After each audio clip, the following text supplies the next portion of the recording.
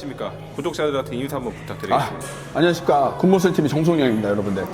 오늘은 그 정송영 선수한테 제가 구독자분들이 궁금해할 만한 거 몇 가지 물어보도록 할게요. 네. 송영이는 스쿼트를 원래 이렇게 잘했었나? 중량을 좀 빨리 늘리고 싶어하는 구독자들이 많은 것 같은데 스쿼트를 원래 그렇게 잘했었어? 제가 원래 엄청난 자극충이어서 제가 보디빌딩은 거의 고등학교 때부터 시작을 했었는데 한 26살, 7살 때까지도 스쿼트 원RM이 한 140kg? 한 150kg였었던 것 같아요. 그러니까 운동 중량 말고 원RM이.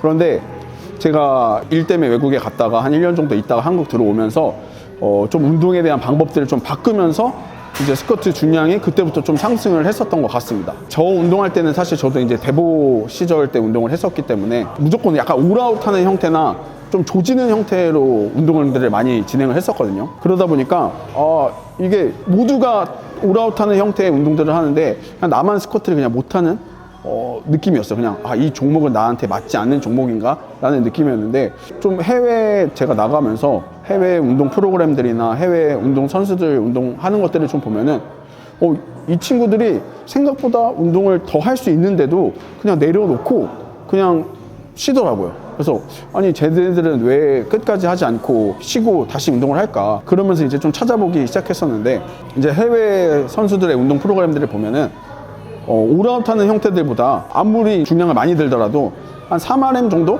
3RM 미만은 웬만하면은 뭐 진짜 한 달에 한 번, 뭐 2달에 한 번 정도씩 하고 보통은 이제 3RM 이상의 중량들로 운동을 진행하는데 그것도 올아웃하는 형태로 진행하는 게 아니라 우리가 알고 있는 뭐 RIR이나 RPE 개념을 도입해서 하나 정도, 2개 정도 더 할 수 있는 중량에 내려놓고 세트 수를 더 많이 가져가고 이 해당 중량에 대한 볼륨을 더 많이 가져가는 이 노출수를 더 많이 가져가는 형태로 훈련을 진행을 하더라고요. 그래서 사실 저는 예전에 이제 조지는 형태의 운동을 하던 사람이니까 저게 맞을까? 혹은 이제 저걸 내가 해도 될까? 약간 이런 의구심이 있었는데 사실 이미 이런 관련된 연구들이나 논문들이 워낙 많다 보니까 그러면은 나도 한번 해보긴 해보자 라고 시작을 그때부터 하면서 자연스럽게 중량이 증가가 됐습니다. 근데 또 구독자분들이 궁금해할 만한 게 뭐 아무리 그렇게 해도 너가 이제 중량을 되게 잘 치잖아, 스쿼트 중량을. 네네. 뭐 다른 팁 같은 게 혹시 있지 않을까? 궁금해. 이게 사실 이 팁은 너무 간단한 거긴 한데 단순하게 스쿼트를 많이 하고 스쿼트에 할애하는 시간을 더 많이 가져가는 게 스쿼트에 대한 중량 상승에 있어서는 가장 이상적인 방법이라고 좀 생각을 합니다. 쉽게 얘기해서 우리는 이제 근비대를 목적으로 하시는 분들이 사실 제 구독자분들이 많잖아요. 근데 내가 중량을 상승하고 싶어? 그러면은 이런 근비대를 위한 보조적인 운동들을 최대한 줄이고 스쿼트와 관련 있는 혹은 스쿼트와 비슷한 메커니즘을 갖고 있는 운동들을 더 많이 하는 게 스쿼트 자체에 대한 중량을 상승하는 데는 보다 큰 이점을 가지고 있습니다. 그리고 운동에 대한 빈도도 내가 주당 2번씩 스쿼트를 한다 그러면은 주당 3번 혹은 주당 4번을 하는 것이 더 스쿼트를 잘 할 수 있는 방법이고 실제로 파워리프팅 선수분들의 3대 증량을 위한 프로그램들을 보면은 뭐 벤치프레스, 스쿼트, 데드리프트가 주에 3, 4회 이상씩 혹은 뭐 5회 이상도 하시는 분들도 있어요. 거의 매일 하시는 분들도 있어요. 어떤 차이냐면은 이분들은 근비대를 위해서 3대 운동을 하지 않고요.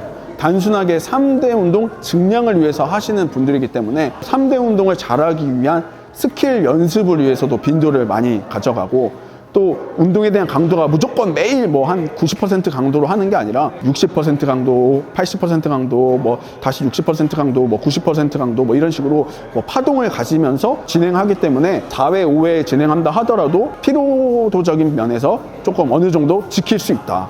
왜냐면 또 보조적인 운동도 우리는 막 보조 운동도 굉장히 열심히 하지만 여기서 하는 보조 운동들은 진짜 스쿼트를 잘하기 위해서 내가 부족한 부분을 좀 채워주는 액세서리 정도의 운동들만 진행하기 때문에 스쿼트 증량을 위해서는 이 방법들이 조금 더 이상적인 방법이다 라고 좀 설명을 드리고 싶습니다. 근데 사람들이 또 이제 궁금해하는 게 이게 뭐 니랩이나 니슬리브 이런 거 차면은 그 중량이 조금 오르잖아.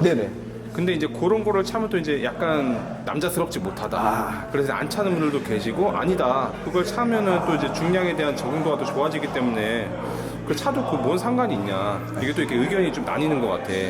너의 생각은 어때? 저는 찰 수 있다면 무조건 차는 것을 좀 추천드리고요. 대신 이제 의존도가 너무 높으면 안 된다.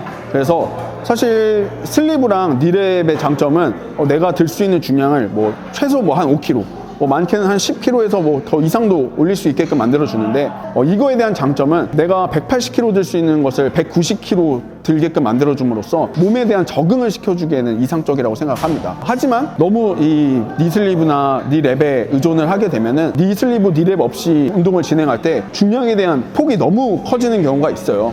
그래서 이 니랩과 니슬리브를 이제 뭐 본 운동할 때나 이제 탑 세트 진행할 때만 조금 보조적으로 착용을 해주고 사용을 해주시고 이제 다른 운동들 진행할 때는 잠깐 뺐다가 좀 진행을 해주시는 것을 좀 추천드리고, 또 하나의 방법으로는 어떤 기간 동안은 니랩이랑 니슬리브를 착용하고 또 어떤 기간 동안은 니랩이랑 니슬리브 없이 하는 훈련 기간을 또 두어서 니랩과 니슬리브에 대한 최대한의 이 갭을 줄이는 방법들을 찾으셔서 하시게 되면은 니랩과 니슬리브도 중량 상승을 위한 좋은 도구로서 활용할 수 있다라고 생각을 합니다.